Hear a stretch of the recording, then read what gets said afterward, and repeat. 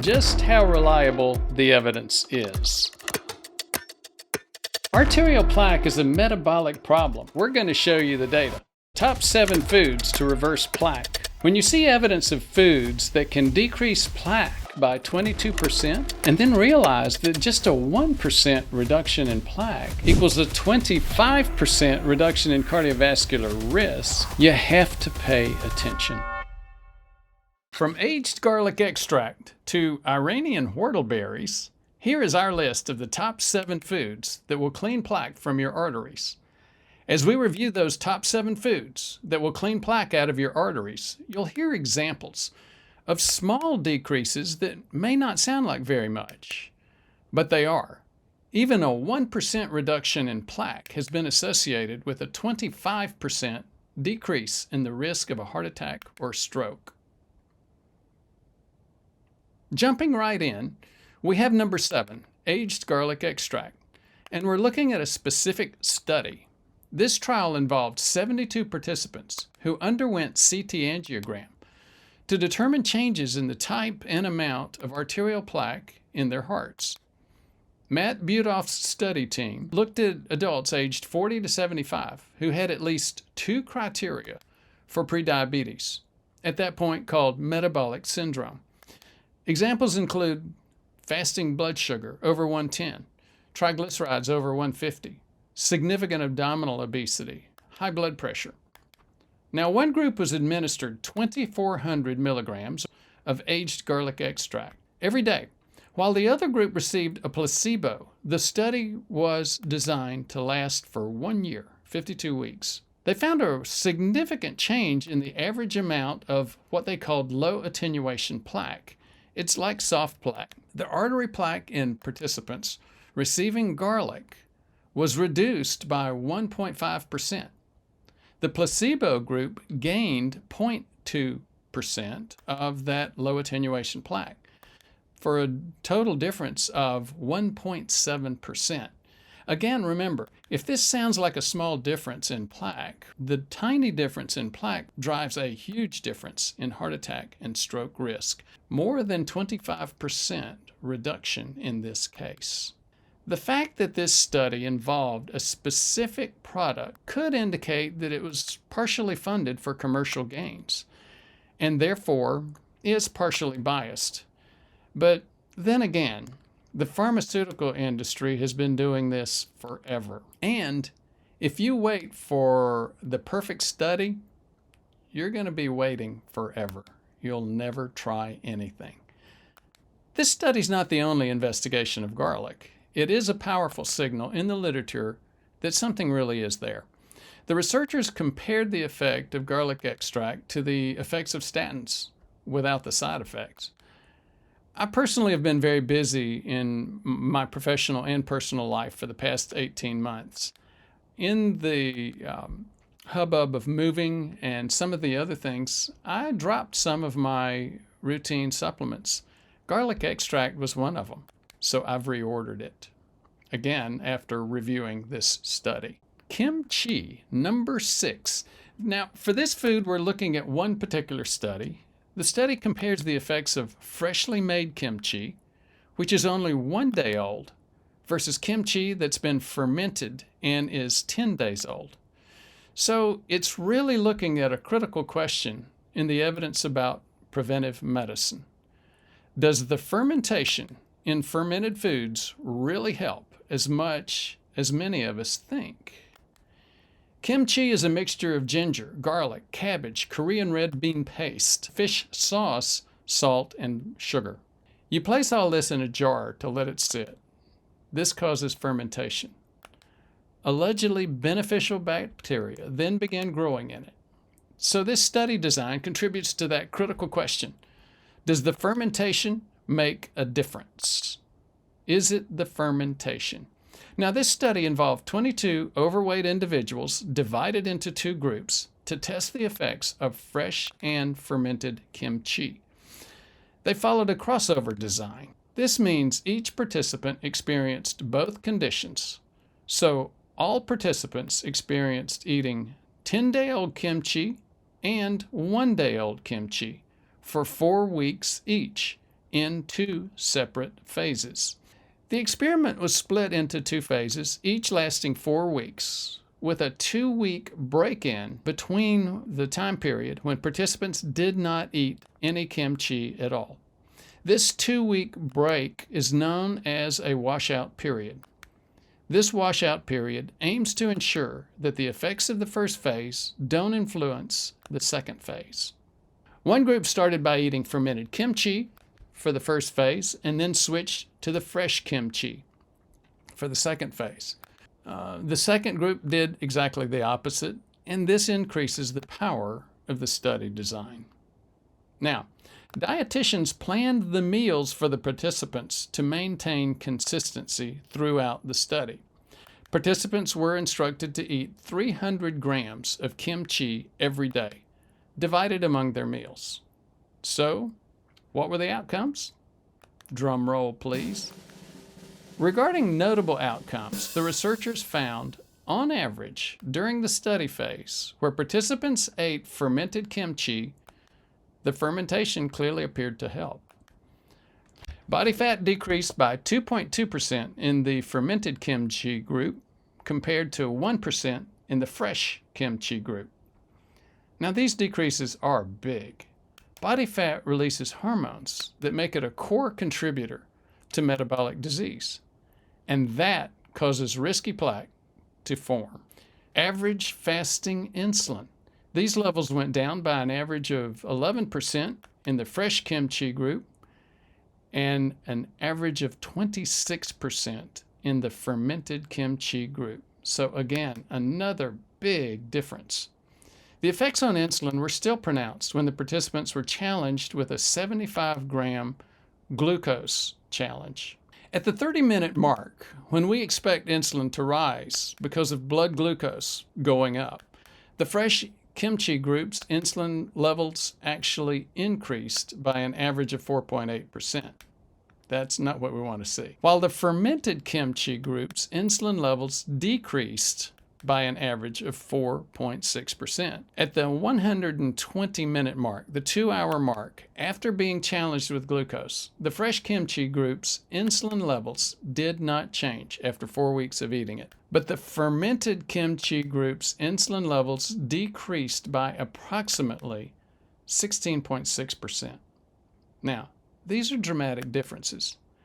And the differences in the participants' fasting and glucose-challenged insulin levels are of major importance. They directly point towards a decrease in insulin resistance, one of the key components of metabolic disease, the key driver of metabolic disease.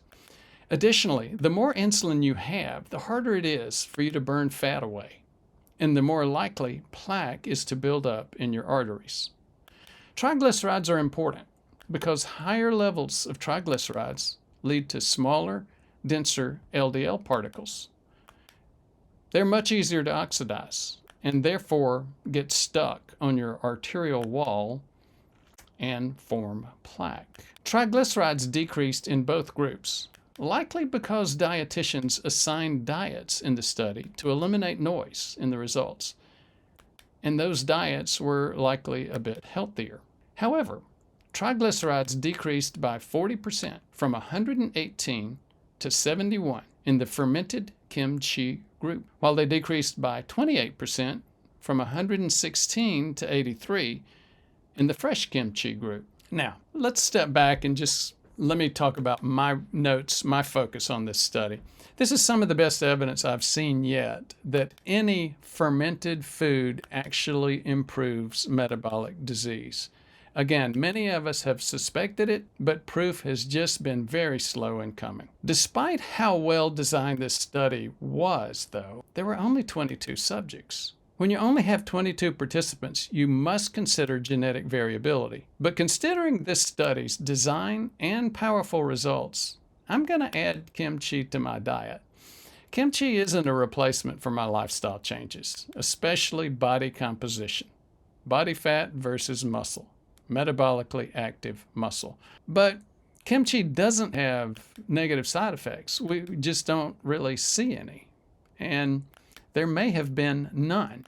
At least I've not seen any reported. So some people even think it's tasty. Now, I haven't liked it in the past, but you know what? In the very beginning, I didn't like salmon, kippers, or natto. And I've learned to like it, or at least tolerate it. And I plan to do the same with kimchi. Pardon the interruption, but I've got something important to tell you about the channel. Did you know that 70% of our viewers have not subscribed? Now, if that describes you, you're one of them, consider clicking the subscribe button and the notification bell. With your help, we can reach more people who need this life-saving information. The best part is it's free and easy. And by the way, if you're tired of your current cardiovascular prevention care and are looking for help, call us 859-721-1414. Become a patient and get the level of care that you deserve. Now let's get back to that video.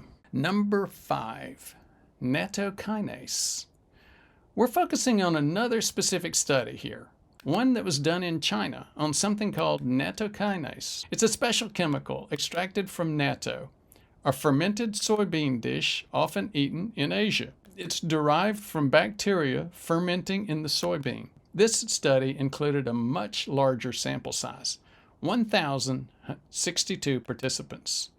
The researchers compared the amount of plaque in subjects' carotid arteries, the arteries in the neck, before and after 1 year of consuming 10.8 grams, 10,800 milligrams of nattokinase daily. The researchers observed an average reduction of about 22% in plaque thickness in the carotid artery.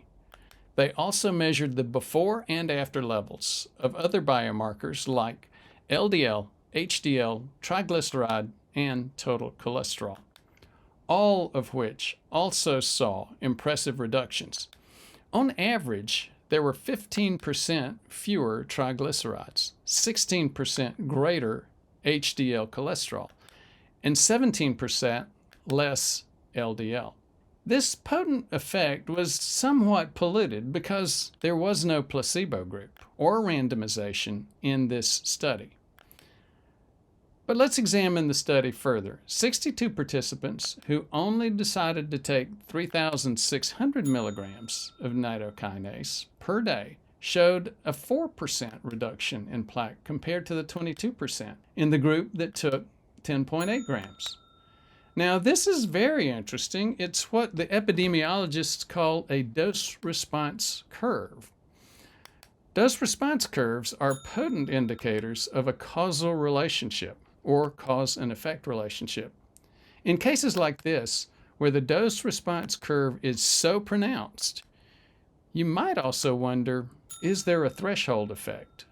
Either way, this is helpful evidence.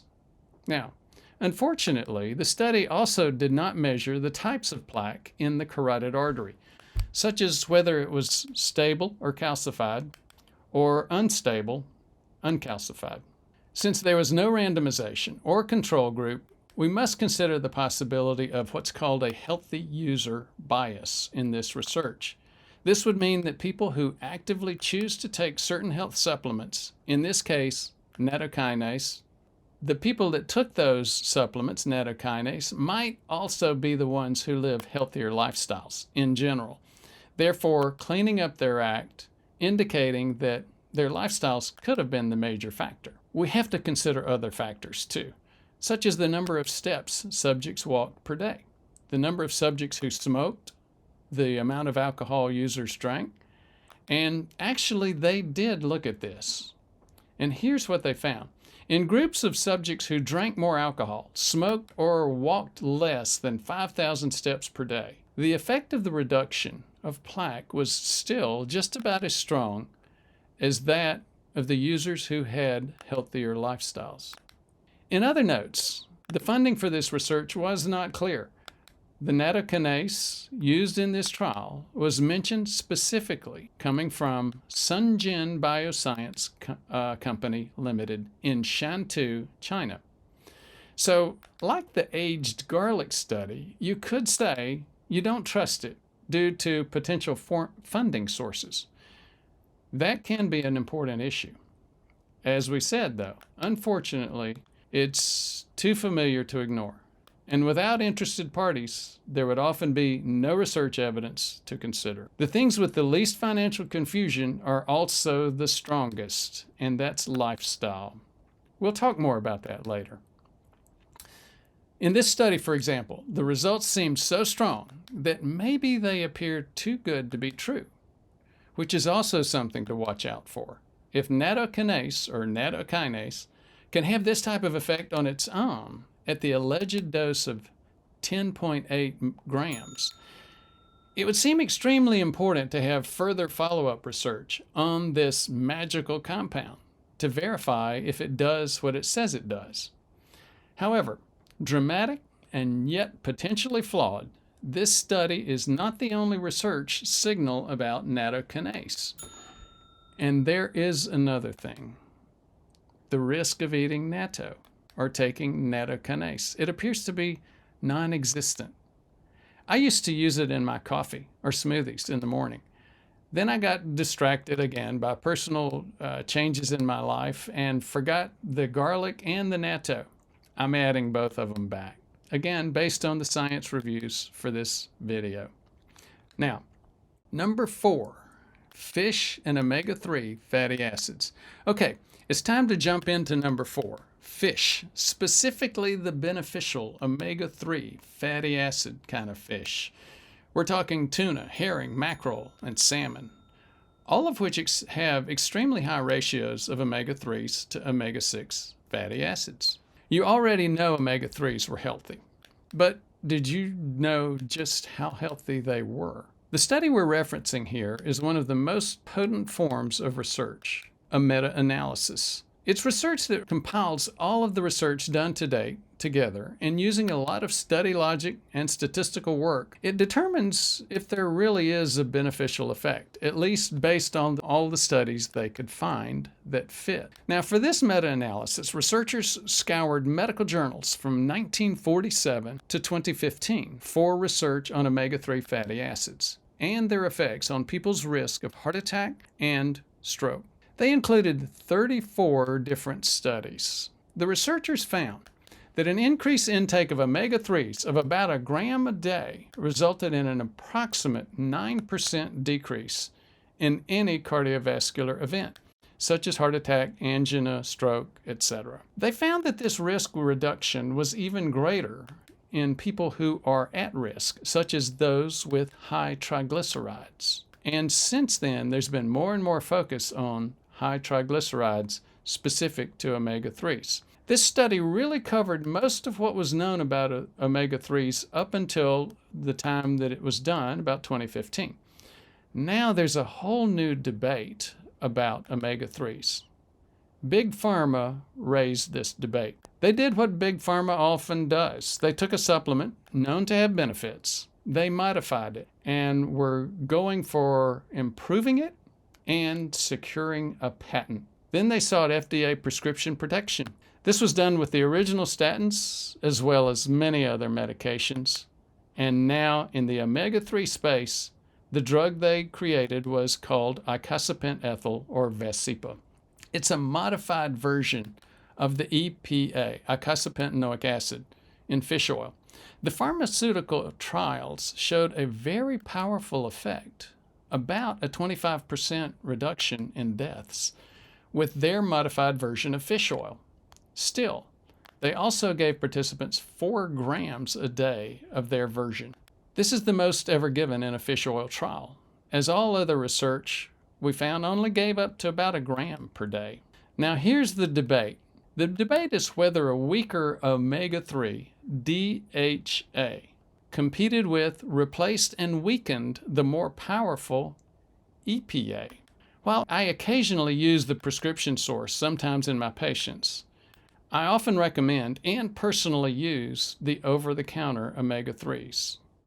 Berries are a big deal, diet-wise. We found an interesting study. It was done in Iran on whortleberries. Now, that's not exactly one of the berries I'm used to eating. Raspberries, blueberries, blackberries, and strawberries have been my thing. Now, what they did was they took 40 people aged 20 to 60 with high cholesterol or triglycerides, and they gave them a whortleberry extract. a capsule every 8 hours for 2 months, while another 40 people took a placebo. That was the control group.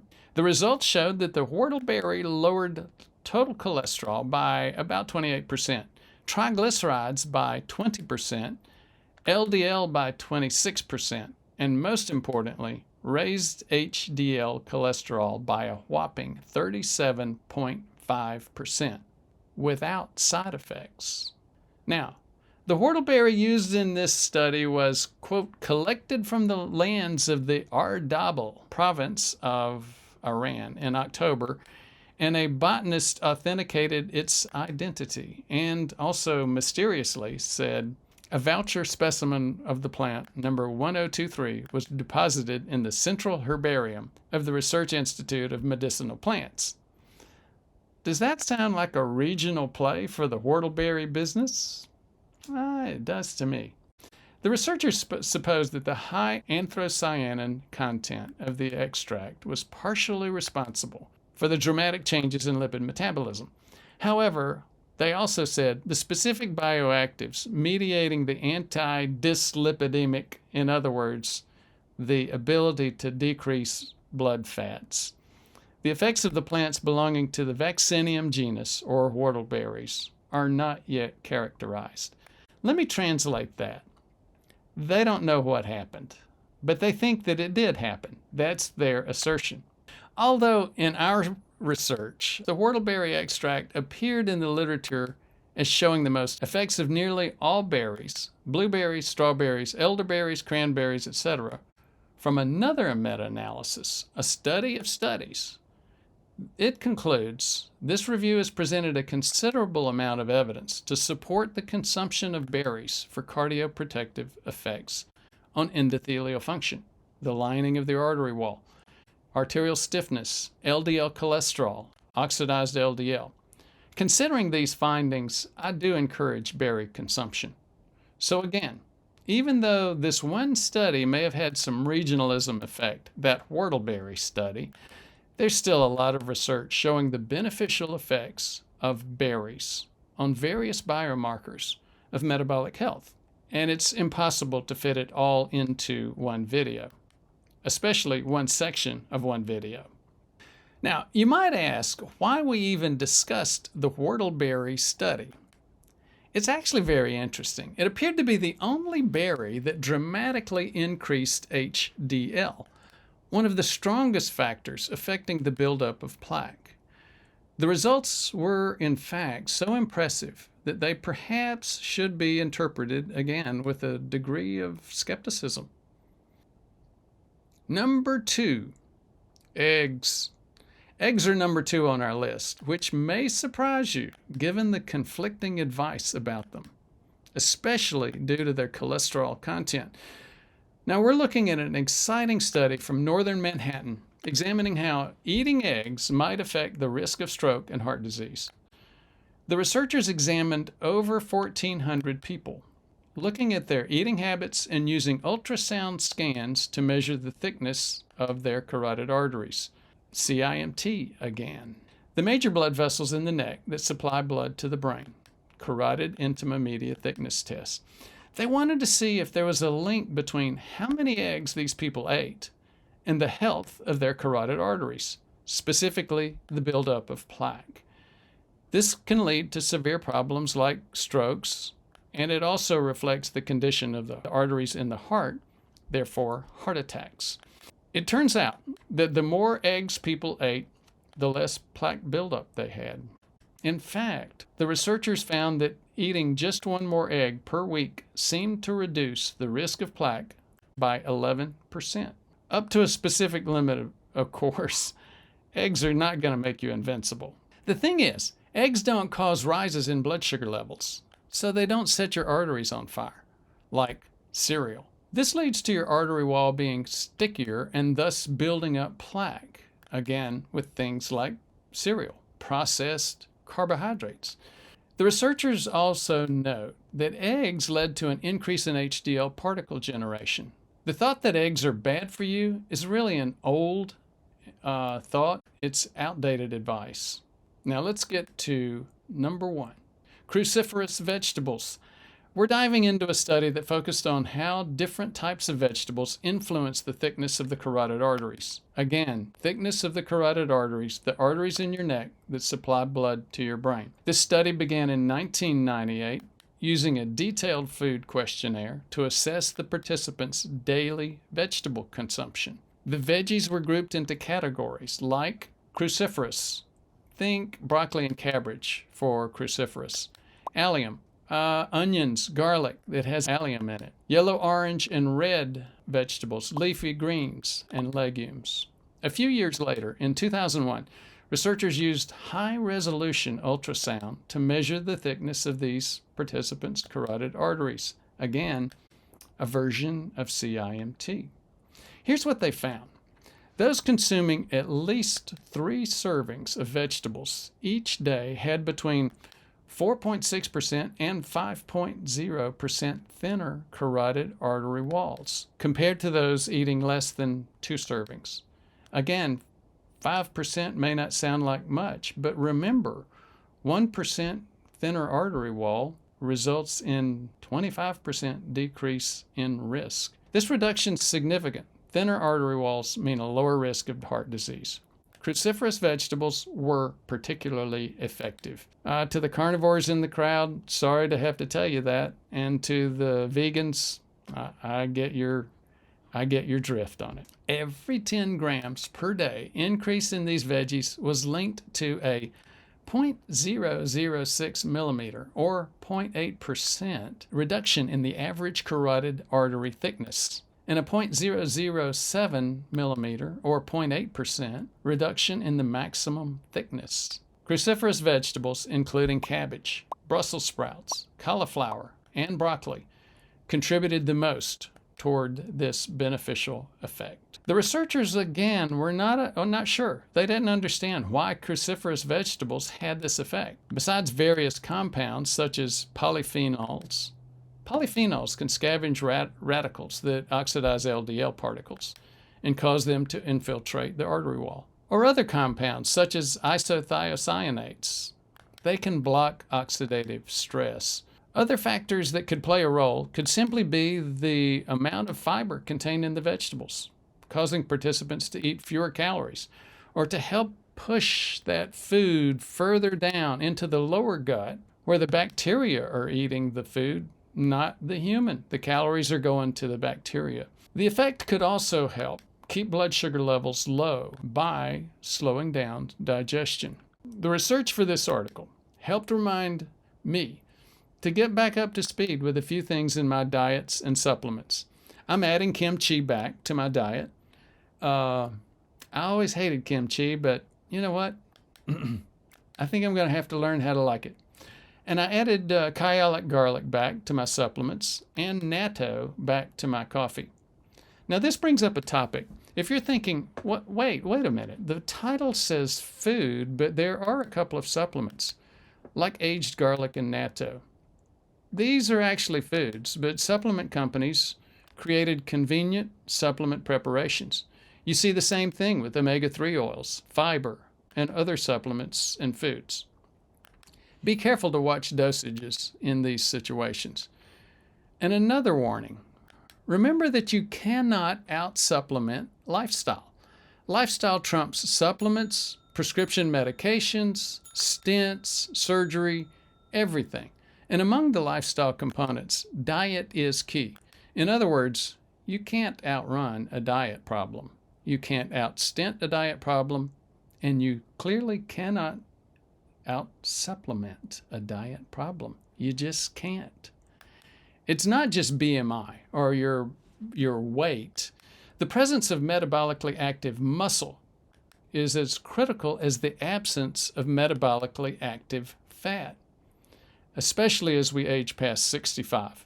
Metabolically active muscle, especially in the legs, is our critical internal safety valve, pulling sugar out of the bloodstream where it can cause damage.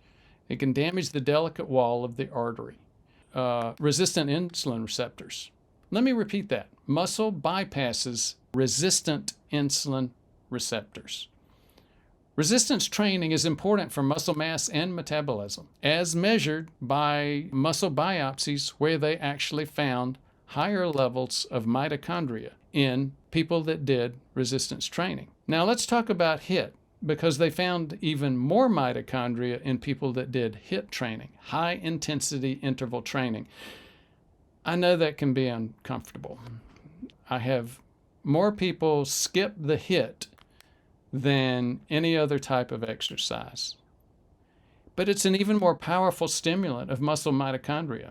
HIIT is the best way to reverse the loss of capillary surface, that interface with those large muscles in your legs that are going to protect you from prediabetes, resistant insulin receptors. So for many, it's just hard to think about HIIT. You may have a knee problem or a hip problem or a back injury. You may not have the time for a couple of half-hour HIIT sessions, or at least think you have the time for those half-hour HIIT sessions each week. Your most intense level of exercise might be walking. If this fits for you, think again about HIIT. There is a new thing called ReHIIT. It stands for Reduced Exertion High-Intensity Interval Training. It can be done by walkers for people with joint injuries. You can accomplish a ReHIIT session in as little as 5 minutes. Let me repeat that. You can accomplish a ReHIIT session in as little as 5 minutes, and these have been shown by science to be very helpful. Now here's a short version of ReHIIT. A typical ReHIIT session involves only 2 intervals, not 10 like you see in the standard HIIT session. In addition, the intense phases are 20 seconds, not 60. Now you see why it's called ReHIIT, or Reduced Exertion HIIT. Only 2 intervals and only 20 seconds per intense phase. Now there is a trade-off. It's in intensity. Instead of getting to that 80 or 90, even 90% of your max heart rate on the typical HIIT training, in ReHIIT you're going all out, 100%. But even though you do that, going 2 instead of 10 intervals and 20 seconds instead of 60, that's a really big deal. You don't feel washed out. You can complete it in as little as 5 minutes, an entire session. And you can do more complete sessions because you're not as worn out. So, as you see, many of the studies we discussed reference HDL, LDL, and triglyceride. Now let's talk about that for a minute. Why did we look at that? You might ask, well, if metabolic health is the strongest driver, why look at cholesterol values and triglyceride? Now here's why. These are what we call bioindicators of metabolic health. When we see patients, we help them interpret these lab results to determine their level of metabolic health. This video, it shows a link. Let's look at this link. It shows precisely which labs to get and helps you understand how to interpret those lab results. It can get you started on your journey to metabolic health. Remember, most doctors will just guess about your metabolic health. Don't guess. Test. And this video will show you how to do it.